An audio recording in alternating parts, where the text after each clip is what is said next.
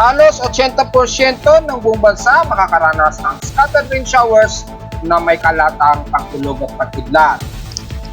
Kaya asahan ang kalat-kalatang maulan sa buong bahagi ng North, Western Luzon, Southern Luzon, Visayas at Mindanao. At active geomagnetic field inaasahan ngayong araw.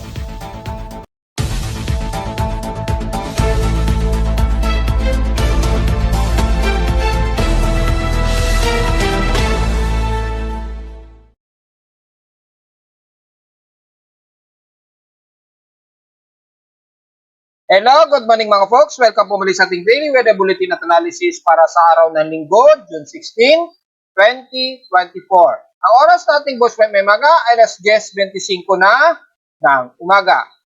Kung mapapansin nyo mga folks, halos gloomy po tayo madalas at inaasahan ang mga mas makulimlim ang bahagi, lalo na sa kalurang bahagi ng Northern Luzon at ilang bahagi ng Southern Luzon dahil nga po sa medyo mataas, mas matataas po ang water vapor saturation sa paligid sa bansa. Dahil yung southwest monsoon po kasi ay nag-aalpas dito sa may timog kanluran na sumasalubong naman sa easterly sa Hilaga o sa may silangang bahagi ng Hilagang Luzon.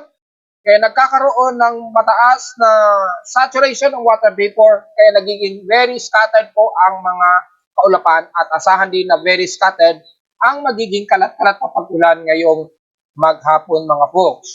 At dahil dyan magiging scattered din at very isolated po ang mga pag-ulan po natin ha. So, ibig sabihin na very isolated, ibig sabihin maaaring maaraw sa inyo ngayon maga, pero pagsapit maya-maya biglang magiging mas makulimlim at biglang magkakaroon ng biglaang downpour ng ulan. Tapos biglang titigil. Ganon din sa amin sa NCR, inaasahan din yan.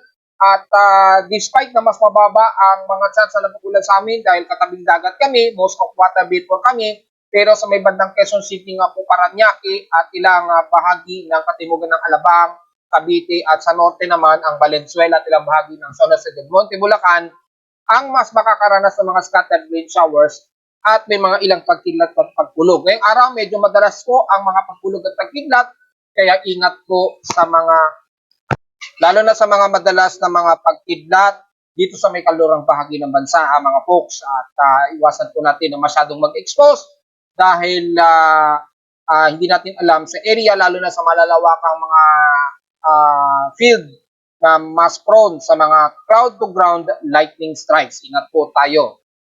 Sa ating current conditions, overcast and gloomy, haze at few clouds po tayo, pero overcast po tayo at magiging gloomy pa rin tayo nitong maghapon, maging sa Metro Manila mga folks.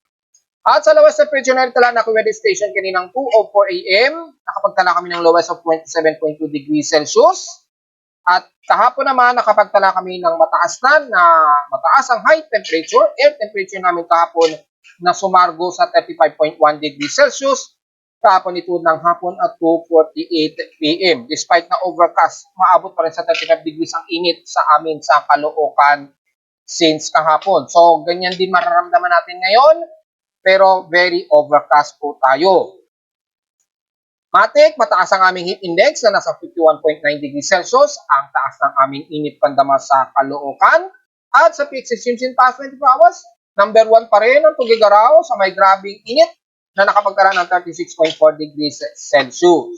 Sa Baguio City ay nasa 18.8 degrees Celsius ang lowest temperature, at sa Inola naman ay nakapagtala ang NAIA, Ninoy Aquino International Airport, na nakapagtala ng 79 millimeters na total rainfall. Kahapon nakapagtala kami ng 2.1 millimeter lamang at kanina ay 0.3 millimeter. So halos wisik lamang ang naramdaman namin kaninang madaling araw.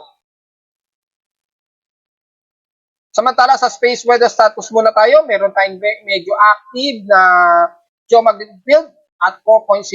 Inaasahan natin yan na itong maghapon ay magiging active ang ating geomagnetic field. So sa mga magtatanong ulit kung ano yung magiging significant impact niyan, yung forward 65 degrees geomagnetic latitude maka-apekto muli yan, lalo na sa north and south pole zones. Asahan ng mga weak power grid fluctuations at asahan na naman ang auroral borealis effect.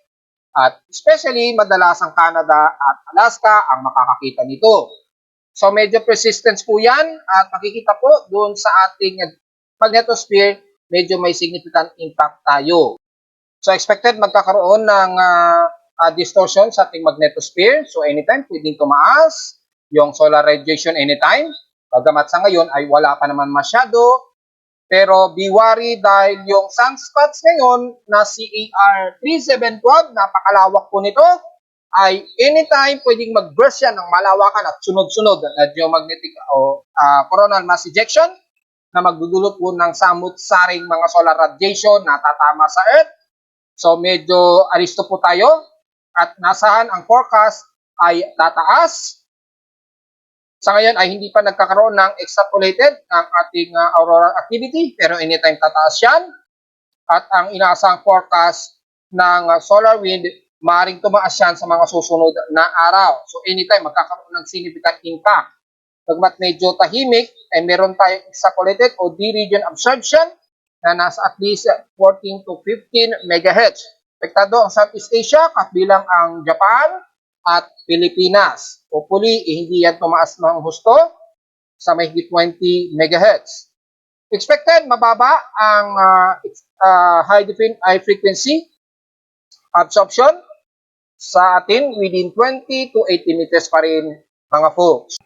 Sa outside humidity, 74% ang ating outside humidity pero bumaba ito ng 2% since last hour. Pataas ang ating atmospheric pressure at 1,010 hectopascals and steady ito since last hour. At dahil dyan, medyo despite na mataas ang atmospheric pressure, pero mataas ang ating saturation. So, very unpredictable ngayon ang ating weather systems. Mataas din ang ating air quality dahil nga po sa mataas ang thermal inversion sa ating hipapwid, nasa moderate pong ating air concentration at mababa naman ang ating posibilidad na manggagana ito sa bog ng bulkan dahil kalmado naman ang Bulkang Taal at mababa ang SO2 emission sa ngayon. Pero nasa 70% ang ating air quality o 21.33 micrograms per cubic meter and particulate matter 2.5 kaya magmas po sa mga sensitibong mga bagay. Sa ating almanak, sumikat ang haring araw kaninang 5:27 AM at inasang lulubog ito mamayang 6:26 PM. Ang ating 69% illuminated na waxing gibus na liwanag ng buwan ay sisikat ito mamayang hapon at 1:28 PM. At inasang lulubog ito kinabukasan na ng madaling araw at 1:28 AM din. So pareho ang moonrise and moonset natin sa sinag ng buwan. Kasalukuyan nasa negative 38 degrees pa ito, so medyo mataas-taas pa yung elevation niya sa below 38 degree elevation pa. So maya-maya pang mga bandang alauna pa talaga ito. Sa ating local weather outlook para ngayong linggo hanggang bukas sa punto ng Lunes, ito na ang magiging third week ng month of June. So, mukhang mas lumiliit na ang forecast ng monthly tropical cyclone prediction natin for the month of June. So, pag natapos ang isang linggo ng third week nito at wala tayong nakitaan na pamumuo ng active low pressure area na papasok sa ating forecast, ay mabuvoid po ang ating monthly forecast for the month of June. So, ibig sabihin, mabuvoid po yung nauna pong forecast. At ibig sabihin, hindi na po o maliit na o malabo na po mangyari yung ating forecast na ating pinost since June 1. So sa ating local weather outlook para ngayong linggo hanggang Lunes po, bukas ng Lunes, magiging party po ang ating maghapon at kalat-kalat po ang mga localized thunderstorms at mga pag-ulan na nasa 100% chance pa rin, mga folks. Ganon din bukas ng Lunes, magiging maulap ang ating maghapon na nasa 97% chance ang pag-ulan. So very gloomy po at kasabay ng overcast po tayo dahil sa salubungan ng easterlies at southwest monsoon po. Highest and lowest temperature expected maglalaro sa 32 degrees Celsius and lowest temperature expected ay 26 to 27 degrees Celsius. Diretso naman tayo sa ating ginagamit na satellite imagery mula sa infrared heavy rain potential. Makikita po natin ang grabe na very saturated water vapor sa halos 90% ng buong bansa. So, automatic ang bahagi lamang ng Cordillera Administrative Region, bandang Apari at Santa Ana. At sa bahagi ng Tugigaraw, pababa na yan ang bandang Isabela, ay medyo katamtaman at maaraw po sa inyo dyan, mga puksa. So, dyan sa area na yan, ang mas makakaranas kayo ng mataas na temperatura sa bahagi na yan ng Tugigaraw, pataas ng Apari, at kasama na ang Bagaw, Kabagan, pababa na yan ng bandang Palanan, Isabela area.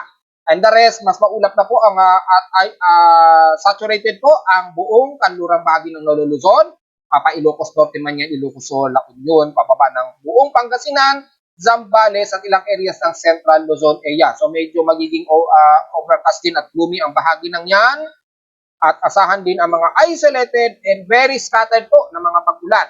So, ibig sabihin po na very isolated, hindi natin 100% o halos 40% lang ang accuracy ng magiging forecast natin na uulanin sa bahagi ng Central Luzon, kabilang na ang pati ng Metro Manila at Calabarzon area. Bakit ko sinabing 40%? Dahil sa sobra pong saturated ng paligid ng buong bansa, dahil nga po sa yung easterlies na sumasalpok pa yun sa malamig na hangin dulot ng southwest monsoon. So, yung water vapor ay napaka-scattered, kalat-kalat siya sa area na yan ng bansa. So, yung kung saan ang mas mataas ang saturation, doon lamang ay mataas ang chance ng forecast na uulanin. So, hindi higit sa 50% yung chance ng forecast na papasok na uulanin, lalo na sa amin sa Caloocan at ilang bahagi ng Central Luzon typically magiging mas maulap po ang magiging lagay ng panahon. So at least kapag biglang umaraw sa inyo, hindi na kayo magiging mag-question o magtatanong na bakit biglang maaraw naman. Pero sa forecast ay mataas ang chance ng pag-ulan. Kaya inuulit ko, nasa 40% yung magiging forecast na mangyayari po ang sinasaad ng mga forecast natin ngayong araw. Kahit tingnan ninyo kay Pag-asa, kahit sabihin na ganito ang magiging lagay ng panahon, pero yung chance ng forecast ay on my analysis ay 40% lamang ito mangyayari. So kung pumasok man ito, typically isolated yon na magaganap sa inyong lugar kapag kayo ay nakaranas ng biglaang downpour ng ulan. Ganyan, kasama din ang bahagi ng Calabarzon area at Bicol region, despite na ang bate ng Bicol region ay mas katamtaman at mas maalinsangan ang inyong panahon dyan. So medyo makakaranas pa rin kayo na mataas ang temperatura mula Camarines Norte at Sur, pero magiging overcast and gloomy pagdating ng bandang Naga, Iriga, papasok na yun ng Legazpi at Sorsogon area. Ganun din sa bandang Catanduanes, pero mas makakaranas sila ng medyo may pagsikat ng araw at mataas ang temperatura at alinsangan dulot nga po ng easterlies. At dito naman sa bahagi ng southern part ng Luzon, ay magiging overcast and gloomy rin at asahan din ang mga very isolated rain showers at may mga localized thunderstorms, especially ng Marinduque, bababa na yan ng Romblon, Sibuyan Island, Tabias Island, kabilang na ang sakop ng west portions ng Visayas, diyan sa may bandang Malay, Kalibo, Aklan, Rojas City, sa may Panay Island. And the rest ng Panay Island, magiging overcast din at mga isolated rain showers kasama na ang Iloilo at Guimaras Island. Siyempre, ang Mimaropa, mas makakaranas kayo ng mga kalat-kalat ng pag-ulan ngayon at kasalukuyan na nakakaranas kayo ngayon, especially sa may bandang Coron, El Nido at Taytay at bandang San Vicente. Magiging katamtaman, overcast din po ang mararanasan ng taga Puerto Princesa hanggang Brooks Point at Balabac. Scattered rain showers po at isolated ang magiging pag-ulan ninyo mula Puerto Princesa hanggang Balabac at mas maulan po ang mararanasan ng mga taga dyan sa may bandang Spratly Islands at Kalayaan Group of Islands. So sa bahagi naman ng Oriental Mindoro, katamtaman pero magiging overcast and gloomy rin kayo dyan na asahan, lalo na dyan sa may bandang Paluan, pababa ng bandang Santa Cruz. Pero dito sa may bandang Occidental Mindoro na, mula bandang Mount Baco, Gloria, Bansud, pababa ng Bungabong, hanggang Bulalakaw, at San Jose ay mas makakaranas kayo ng maulap na himpapurin at mga isolated na mga kalat-kalat na pag-ulan na may pagkilat at pagkulog. Rest ng Visayas area, magiging very saturated ang water vapor sa inyo. So, hindi natin masyado isa-isahin dahil magiging scattered rain showers po ang entire ng Visayas. Mapa-central man ito o mapa-west o mapa-eastern. Very saturated kasi. So, anytime biglang babagsak ang downpour ng ulan, especially dyan sa bahagi nga po ng Leyte, Cebu, Bohol, at dyan sa bahagi ng Negros region. Kalat-kalat po, mga isolated at mga ilang mga kalat-kalat na mga scattered na mga moderate and heavy rain showers na hindi naman agad nagtatagal. Very random po, magiging pag-ulan ninyo dyan, kabilang na ang Borangan City sa Eastern Samar hanggang Dolores. Mula oras pataas ng katarman at alin ay magiging katamtaman at magiging partly to mostly cloudy pong iiral. So anytime magkakaroon din kayo ng mga isolated rain showers, especially sa hapon o maging sa gabi. So very saturated, so very random po ang magiging kalat-kalat na pag-ulan sa inyo at maging maaraw din. Magiging random po. Ibig sabihin, pag sinabing na magiging random, halimbawa, sa Tacloban, magiging maulap po. Maya-maya, biglang sisikat ang araw, tapos bigla namang kukulimlim sa bahagi ng Dolores at biglang buhos ng ulan. Then titigil na naman at mapupunta na naman maya-maya sa bahagi na naman ng Tacloban. Ganun po mangyayari niyan. Maglalaro ang isolated rain showers. Pagdating naman sa bahagi ng Mindanao, ang bahagi ng Surigao del Norte, pababa na yan Surigao del Sur, at bilang na ang buong central ng Mindanao, magiging overcast and gloomy rin tayo dyan. At syempre, may kalat-kalat na mga pag-ulan na may pagkilat at pagkulog na mararanasan ng mga taga-Dinagat Island, Siargao, at mismong Surigao City, pababa na yan ng bandang Hinatuan area. Despite na saturated ito, anytime magkakaroon kayo ng ilang moderate and some clusterized heavy rain showers. At kasama na ang bahagi ng buong Davao Region, magiging makulim din po ang himpawawid ninyo dyan. At very isolated din ang magiging pag-ulan mula Sorsogen, pataas na yun ng bandang Maguindanao at Agusan del Sur. At mula naman sa bahagi ng Zamboanga Peninsula, magiging katamtaman pero magiging overcast and gloomy rin ang iiral, lalo na ng mga taga-Dapitan, Sindangan, pababa na yan ng Zamboanga del Sur sa Pagadian City. At mula dito sa may bandang Siocon, Sirawai, pababa ng Zamboanga City mismo, despite nakatamtaman, nakasalukuyan, pero anytime magiging overcast and gloomy rin kayo dyan, so anytime magkakaroon din kayo ng mga scattered, isolated rain showers na may pagkilat at pagkulog. So ingat po sa mga kababayan natin dahil kapag ganyan po ang very saturated na water vapor natin sa paligid, anytime bigla na namang may susulpot na mga pagkilat, so ingat po mga folks, lalo na sa hapon. Kabilang na ang isla ng Basilan at Ulusulon na magkakaroon ng mga overcast and gloomy. So generally, ang buong bansa, very saturated at very isolated po ang magiging kalat-kalat na pag-ulan natin, especially dito sa bahagi ng Mimaropa nga po at Visayas region. At sa bahagi nga po ng Luzon, gaya ng aking sinasabi, very isolated din. So, very random din ang magiging forecast na inulit ko, nasa 40% lamang ang ating magiging forecast analysis. Despite na pumapasok ang mga forecast na mataas ang chance ng pag-ulan at 100%, pero yung papasok na forecast nito ay 40% lamang. Dahil po sa ganito ang lagay ng ating weather systems ngayong araw. Samantala sa ating tropical cyclone assessment monitoring mula sa West Pacific Basin, medyo may anomaly na namamataan na naman sa may silangan ng Mindanao na 10% anomaly. Ibig sabihin, medyo bumababa ang atmospheric pressure dyan. Well, dahil nga po well saturated, kaya sumasabay ang pagbaba ng atmospheric pressure. Bagamat 10%, napakababa pa lamang ang chance nito na maging invest, so wala tayong magiging komento muna dyan at mag-update tayo just in case tumaas yan. Dahil sa ating global spectral model ay nakikitaan na may shallow circulation na namataan sa may silangan ng Mindanao. Border ito ng Philippine Area of Responsibility. Ang extended forecast nito hanggang June 21.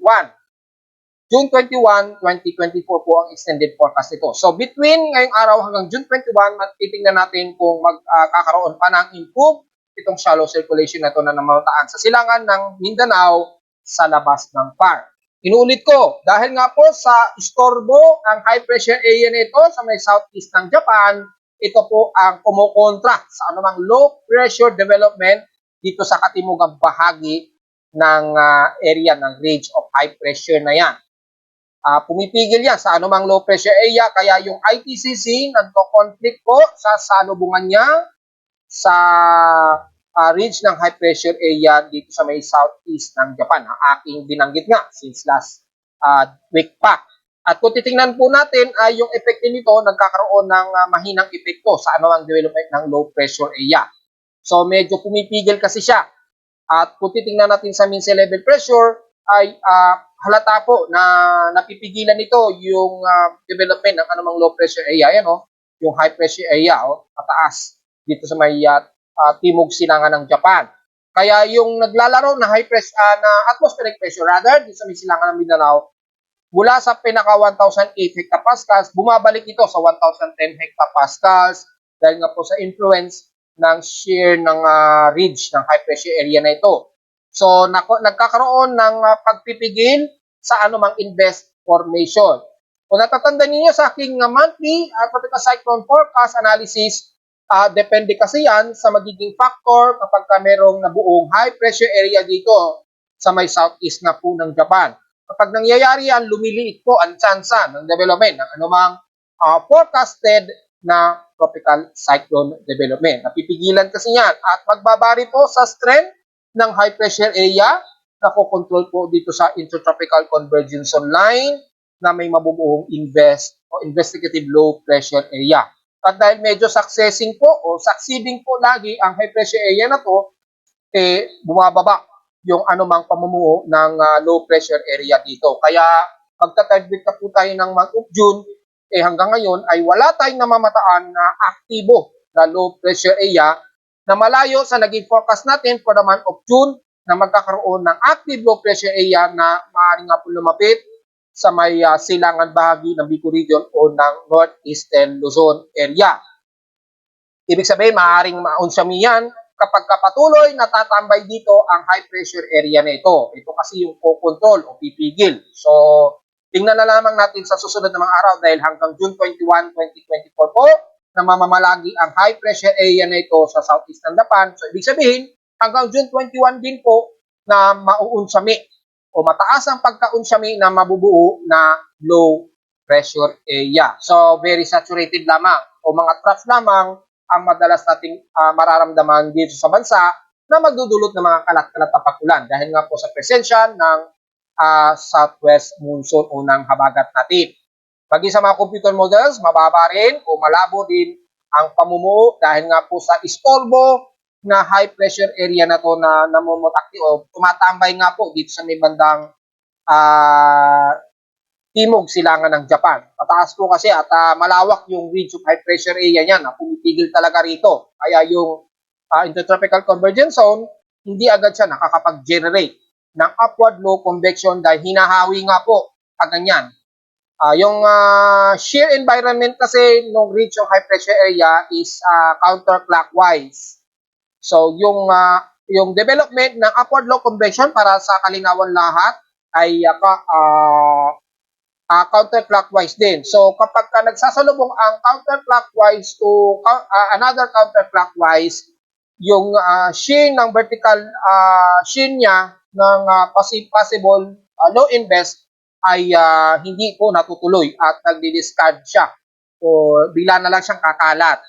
So makikita rin dito sa animation ng computer models, ganun din ang nangyayari ay nag-scatter siya dahil nga po dito sa high pressure area. At sa lahat ng mga computer models ng iba't ibang weather agencies ay aktibo itong high pressure area na ito sa southeast ng Japan. So yan po ang pumipigil sa anumang pamumuo ng low pressure area.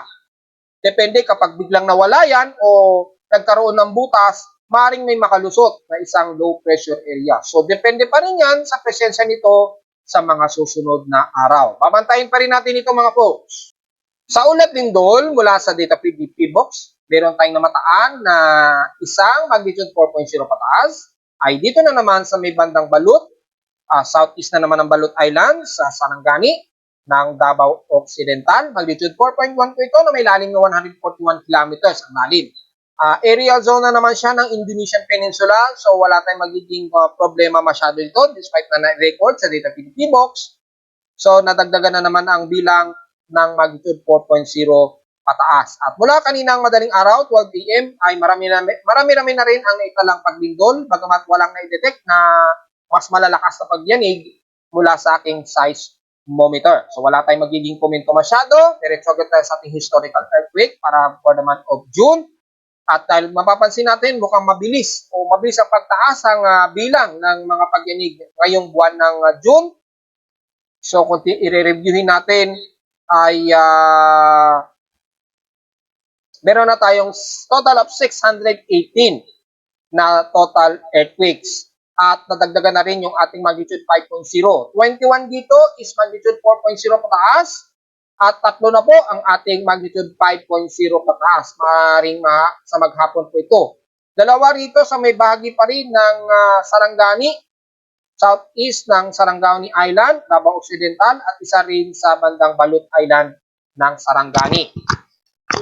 So, dalawang magnitude 5.0 dito sa bahagi pa rin ng Balut Island o area pa rin ito o sakop ng Indonesian Peninsula. Dalawang magnitude 5.0 dito sa may bandang Balut Island. So, isang magnitude 5.7 at isang magnitude 5.9. So, almost 6.0 ito. Naganap yung magnitude 5.9 nung nitong June 15, bandang 9:08 p.m. na po ng gabi. At yung isa naman since June 13 pa po ang nagipagyanig. Mga 1:01 a.m. naman ito ng madaling araw na naganap. So medyo bago-bago lamang itong naganap kahapon ng 9:08 p.m. po kagabi. Namabok ng magnitude 5.9 na pagyanig. Pero malayo naman sa kalupaan ng Mindanao area. So yan lamang mga folks at meron na tayong tatlo na magnitude 5.0 pataas at meron na tayong total of 618 total earthquakes, 21 sa magnitude 4.0 pataas at 3 sa magnitude 5.0 pataas. At sa kaka-update lang ng ating monthly global temperature plot mula sa Asia, ito ay galing sa Japan Meteorological Agency PID at makikita natin ay nasa 0.52 degrees Celsius po yung taas nito. Bagamat bahagyang mas mababa kumpara noong April na 0.67, nanatili pa rin mas mataas sa mga recorded na average temperature for the month of May. So, hindi pa rin maganda o bad news pa rin ito mga folks. At dahil sa 0.52 degrees Celsius, halos kapareho dito sa 1.61 degrees Celsius o in general average, maabot na po sa 1.05 degrees Celsius ang nadadagdagan sa pangkabuuang mundo na temperatura. Since dito kasi is 1.13 degrees Celsius. So sa ibang mga weather agencies, lumalabas mga 1.05 degrees Celsius ang nadagdagan na pagtaas dito sa ating average temperature. Natiling boiling point ang ating pangkabuuan na temperatura sa buong mundo. So take note mga folks, yung ating monthly na kalalabas lamang ngayong araw mula sa data feed ng Japan ay nasa 0.52 degrees Celsius po yung average temperature nito for the month of May 2024. At sa ating GIS naman, kung maalala ninyo, 1.61 degrees Celsius po ang taas nito. So halos magkadikit sila ng temperatura, halos magkapareho lamang na average temperature. Halos hindi naman masyado nalalayo sa 0.52 at 0.61 degrees Celsius na highest temperature pa rin sa nakalipas na 1980 mga folks. So kung babalikan nyo pa yan since 14th century, malayo na talaga. Since kung natatandaan nyo, 2015 po yung pinaka-critical level natin na nagkaroon tayo ng critical na mag-above average temperature. At the rest, mula 2016 ay nag-above average na nga po ang pangkabuuan nating temperatura sa buong mundo. So hindi talaga maganda. At kapag nagtuloy yan, inuulit ko, next year magdadagdag na tayo ng average temperature at least 0.5 degrees Celsius na naman. So pangit na naman ang lalabas na ating klima nito next year. Kamustahin naman natin yung ating near real-time vegetation and drought sa Pilipinas. Kung mapapansin ninyo, unti-unti na pong bumababa yung drought early warning indexes natin sa bansa. Sa bahagi ng Northern at Southern Luzon, wala na po na naka-indicate na warning na drought early warning indexes. So maliwanag na bumaba na po yung mas matinding drought natin sa Luzon hanggang Southern Luzon. Kaliban na lamang sa ilang bahagi nito ng kalurang bahagi ng Visayas at Mindanao area na manatiling mataas pa rin ang drought index. At kung titingnan natin since June 14, 2024, makikita natin dito ay mataas pa rin ang drought classification na more than 600 pa rin ang unit o ibig sabihin yung mataas na drought index na extreme dito sa bahagi pa rin ng Negros Occidental area at parte ng Cebu area. Meron din sa bahagi rin ng Bicol Region, Masbate at Panay Island area, at least moderate. So moderate drought at kalat-kalat sa ibang bahagi ng Mindanao area. Sakop ang parte ng Sorsogen at ilang bahagi ng Zamboanga del Norte at ilan sa bahagi ng Surigao del Sur o Compostela Valley. Pero sa bahagi ng Luzon, ay mukhang kalmado na po yung drought indexes natin. Dahil nga po pumasok na rin ang habagat at naging neutral na po ang ating sea surface temperature. Bumababa na rin ang temperatura sa bahagi nito ng Northern Luzon at Southern Luzon area. Kaya yung ating monthly drought index stock ay makikita natin bumababa na. Bababa na talaga ang pangkabuuan ng monthly natin na monitoring. Hindi na masyado apekto ang Metro Manila at extreme Northern Luzon area. Tumataas na rin sa above average yung mula sa normal rainfall, tumataas na sa above normal rainfall, lalo na sa kalurang bahagi ng Northern Luzon area. Yan. Tumataas na to sa above normal at ilang bahagi ng Mimaropa area. Tumataas na rin, above normal na po ang bahagi ng Palawan at areas ng Mindanao, lalo na sa bandang Surigao, Zamboanga at ilan sa South Central area. At unti-unti na rin tumataas ang bahagi nito ng Visayas, especially ng Leyte. Yan, tumataas na rin. So, dahil sa tumataas na rin yung monthly rainfall na yan, mukhang nagiging good news na po at tumataas na. Unti-unti yung above average rainfall natin. Dahil na rin sa maaring pumasok, lalo na sa pagpasok ng La Nina, ay inaasahan natin mas tataas yung monthly average rainfall natin. At narito naman ating 3D weather forecast para sa araw ng linggo, June 16, 2024.